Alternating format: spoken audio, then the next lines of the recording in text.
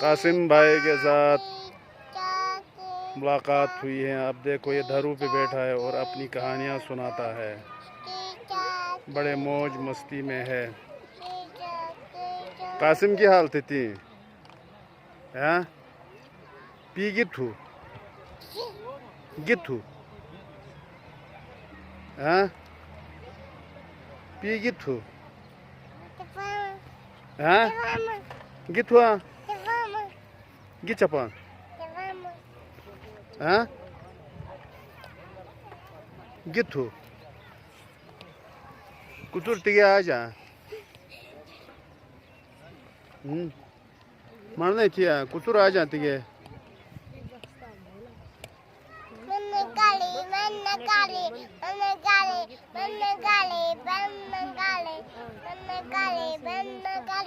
गाड़ी बोलती